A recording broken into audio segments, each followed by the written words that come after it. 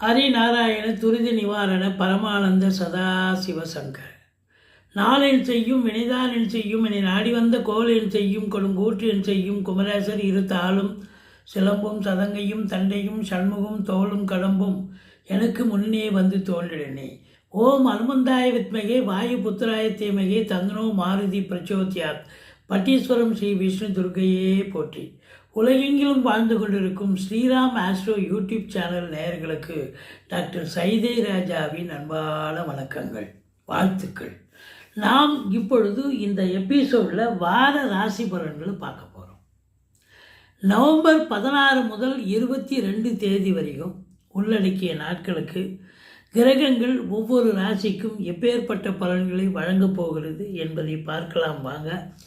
அதற்கு முன் எங்களுடைய சேனலை பார்த்து கொண்டிருக்கும் அன்பர்கள் இதுவரைக்கும் சப்ஸ்கிரைப் செய்யாதவர்கள் சப்ஸ்கிரைப் செய்து கொள்ளும்படி கேட்டுக்கொள்கிறோம். ரைட் சைடில் சப்ஸ்கிரைப் இருக்கும், பெல் பட்டன் இருக்கும், ரெண்டுத்தையும் ப்ரெஸ் பண்ணிங்கன்னா அடுத்த நொடியே எங்களுடைய வீடியோ உங்களை நோக்கி வர துவங்கிவிடும். 19/11/2025 புதன்கிழமை சர்வ அமாவாசை திதி வருகிறது.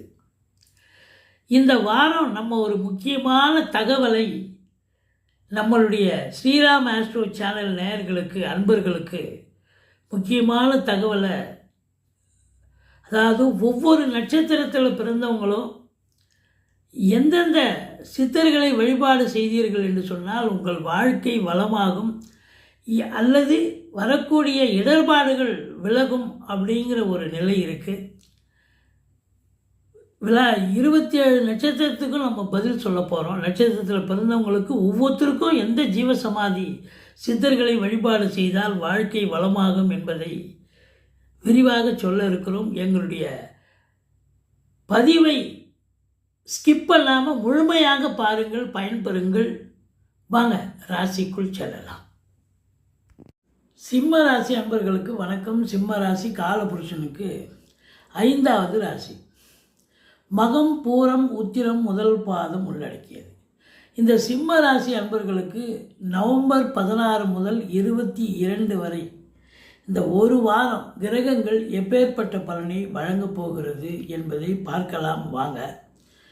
முதல்ல உங்கள் ராசிநாதன் எங்கே இருக்கிறார் பாருங்கள். ஒரே ஒரு நாள் துலாத்தில் இருக்கார், மீதி 6 நாளும் விருச்சிகத்தில் அமர்ந்திருக்கிறார், குரு பார்வையில் இருக்கிறார். சூப்பர். இப்போ ராசிநாதன் நல்ல நிலையில் இருப்பது என்பது ஒரு உன்னதமான ஒரு அமைப்பு. ஏற்கனவே சூரியன் அப்படின்னு சொன்னாலே ஒரு பிரகாசம், ஒளி. அதுலேயும் குரு பார்வையில் இருக்கார், செவ்வாயும் அங்கே தான் அமர்ந்திருக்கிறார். சூரியன் செவ்வாய் ராஜகிரகங்கள், குருவும் ராஜகிரகங்கள். ஸோ குரு சூரியன் செவ்வாயை பார்ப்பதால் அரசு சார்ந்த துறைகளில் பணியாற்றக்கூடிய அன்பர்களுக்கு ஒரு அற்புதமான ஒரு காலமாக இந்த வாரம் விளங்கப் போகிறது. மதிப்பு மரியாதை கிடைக்கப் போகிறது. நிர்வாகத்தின் மூலம் நல்ல ஒரு ரெகக்னேஷன் கண்டிப்பாக கிடைக்கும் அப்படின்னு சொல்லலாம். அது மட்டும் இல்லை, புதிதாக, அதாவது படித்து முடித்த இளைஞர்கள் புதிதாக வேலைக்கு முயற்சி பண்ணுறீங்க, அரசு உத்தியோகம் ட்ரை பண்ணுறீங்க, கண்டிப்பாக கிடைக்கும். இன்டர்வியூ அட்டன் பண்ணுங்கள். காலம் கிரகங்கள் கையில். அப்போது உங்கள் நேரம் நல்லா இருக்குது, கிரகங்கள் நல்ல நிலையில் இருக்கிறதால கண்டிப்பாக இந்த சிம்ம ராசியில் பிறந்தவர்கள் அரசு உத்தியோகத்துக்காக முயற்சி பண்ணுறவங்களுக்கு கண்டிப்பாக வேலை வாய்ப்பு உத்தரவாதம் நிச்சயமாக உண்டு.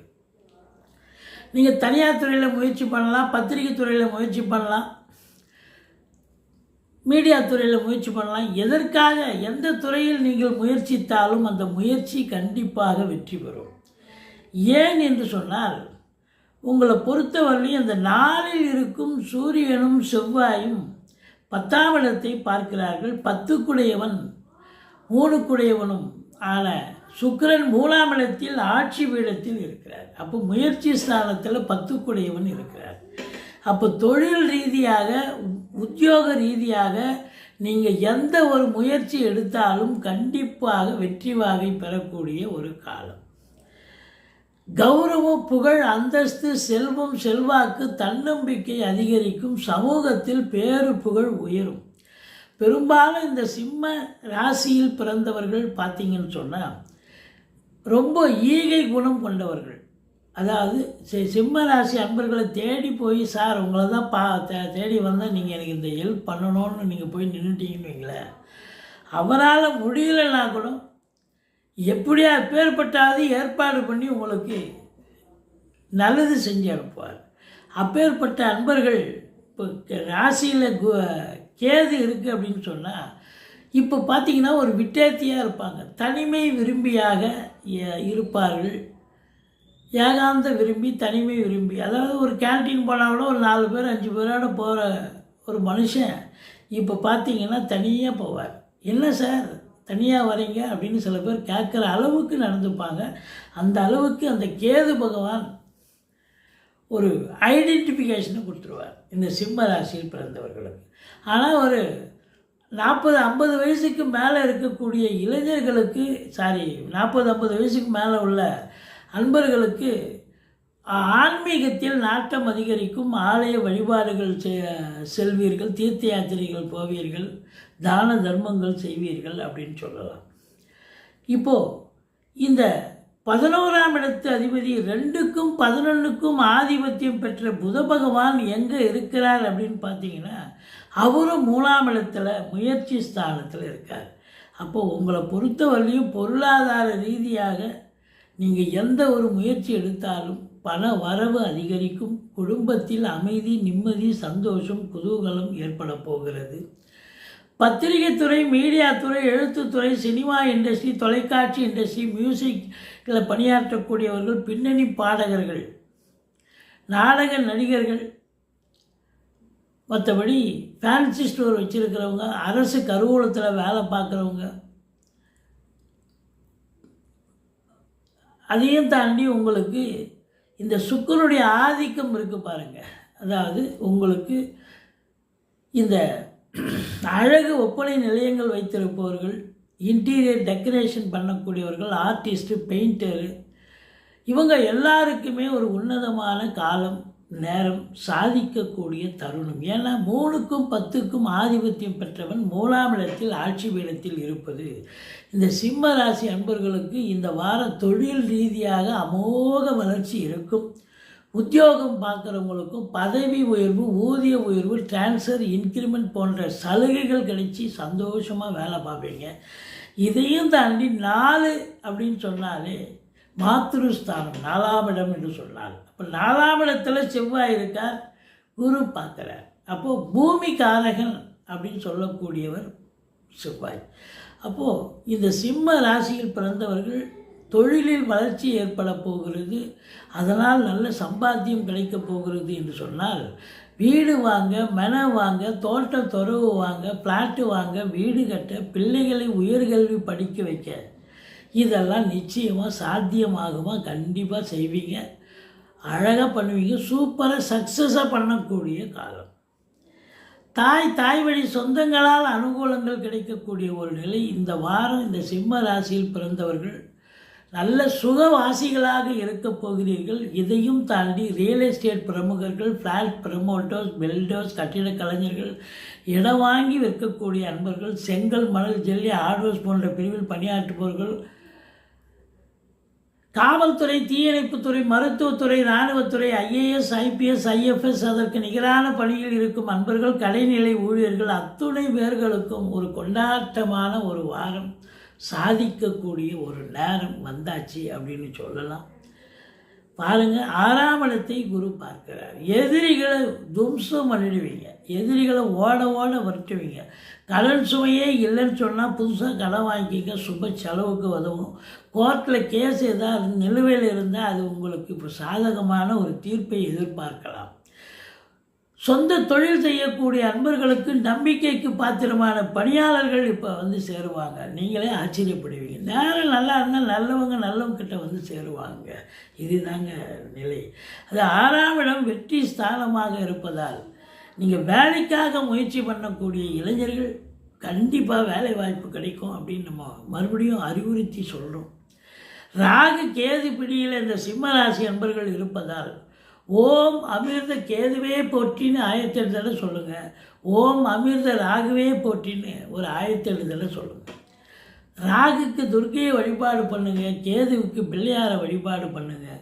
இந்த ராகு கேதுக்கு நீங்கள் வழிபாடு பண்ணாலே தலைக்கு வர்றது தலைப்பாயோட போகுங்க. பாருங்கள், 7ல் ராகு இருக்கும் பொழுது குடும்பத்தை நல்லா பிரிப்பார். இப்போ கணவன் மனைவி இடையே கருத்து வேறுபாடு நிறைய வரும். விட்டு கொடுத்து போங்க, அரவணைச்சு போங்க. ஏன்னா 7ஆம் இடத்துல ராகு இருக்கார், 2ஆம் இடத்தையும் சனி பார்க்குறார். அப்போ கண்டிப்பாக கணவன் மனைவி கருத்து வேறுபாடு நிச்சயமாக வரும். அதனால் விட்டு கொடுத்து போனீங்கன்னா ஓரளவுக்கு நீங்கள் கெட்டிக்காரத்தனமாக சாதிக்க முடியும். இல்லை ஈகோ கிளாஷ் ஆச்சுன்னு சொன்னால் நீயா நானான்னு நீங்கள் இறங்கிட்டீங்கன்னு சொன்னால் கட்சியில் ஊரே தெருவே உங்களை பார்த்து சிரிக்கக்கூடிய ஒரு நிலை ஏற்பட்டுவிடும். பிரிவினைகள் ஏற்படும். கணவன் மனைவியிடையே கருத்து வேறுபாடு மட்டுமல்ல, ஒருத்தருக்கு சண்டை போட்டு அசிங்கப்பட்டு அவமானப்பட்டு போலீஸ் ஸ்டேஷன் கோர்ட்டு வம்பு வழக்குன்னு பிரியக்கூடிய நிலைகளை கூட இந்த கிரகங்கள் தயாராக இருக்கின்றது. அதனால் இந்த ராகு கேதுவை வழிபாடு செய்யுங்கள்.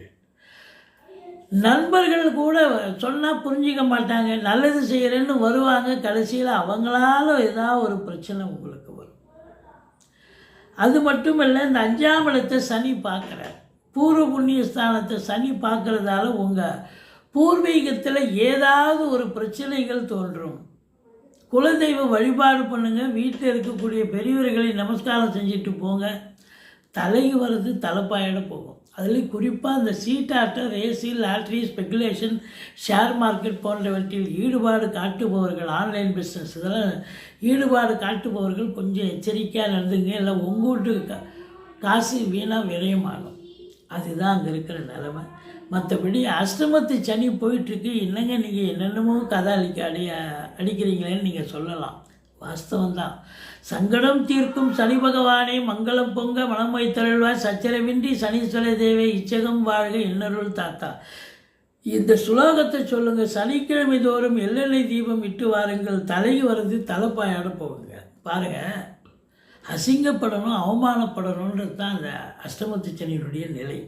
ஆனாலும் பாருங்கள், காட்ஸ் கிரேஸ். இப்போ குரு பகவான் கடகத்துக்கு வந்துட்டார். அஃப்கோர்ஸ் கடகத்தில் கடந்த ஒரு மாதமாக அவர் உச்சநிலையில் இருந்தார். இப்போ வக்ரம் பெறுகிறார். அப்போ உச்சம் பெற்ற கிரகம் வக்ரம் பெற்றால் நீச்ச பலனை தருவார் அப்படின்னு சொல்லக்கூடிய நிலை. அதனால் இருந்தாலும் குரு பார்வை கோடி நன்மை என்று சொல்லக்கூடிய ஒரு நிலை இருப்பதால் இந்த சனி பகவானுடைய தீட்சண்யம் நிச்சயமாக இருக்காது.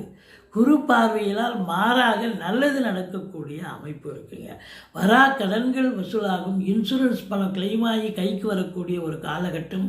வாரிசே இல்லாத குடும்பங்களுக்கு உங்களை வாரிசாக நியமித்து அவங்களுடைய சொத்து ஒத்து நகரட்டு லிக்விட் கேஷ் உங்கள் பேருக்கு மாற்றி எழுதக்கூடிய விபரீத ராஜயோகம் கிடைக்கும். அது மட்டுமல்ல, உங்களுக்கு இந்த 8ஆம் இடம் அப்படின்னும் போது குரு பார்வையில் இருக்கிறதால எப்பொழுதோ என்றைக்கோ தொலைந்து போன பொருட்களோ அல்லது ரொக்கமோ உங்களுக்கு இப்போ கைக்கு சேரக்கூடிய ஒரு அற்புதமான காலகட்டம்.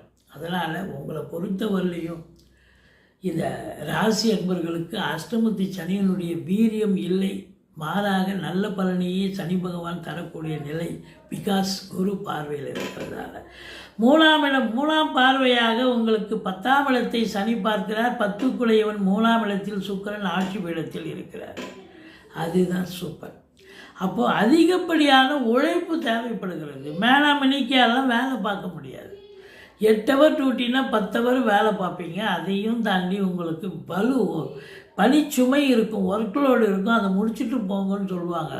ஏன் சொந்த தொழில் பண்ணுறவங்க கூட பார்த்தீங்கன்னா நிறைய கடனை உடனே வாங்கிட்டு நீங்கள் தொழிலை விரிவாக்கம் பண்ணுவீங்க. அந்த விரிவாக்கம் பண்ணுறதால நீங்கள் சரி இன்னும் ஒரு 2 ஹவர் இருக்கும், இன்னும் 1 ஹவர் இருந்து வேலை பார்த்துட்டு போவோன்னு இன்வால்மெண்ட்டோடு இருந்து அந்த கடனை அடைக்கணுங்கிற ஒரு க்யூரியாசிட்டி. அதனால் உங்களுக்கு நீங்களாகவே நீங்கள் அதிகமாக நேரம் வேலை பார்ப்பீங்க. வாடிக்கையாளருடைய வருகையும் இருக்கும்.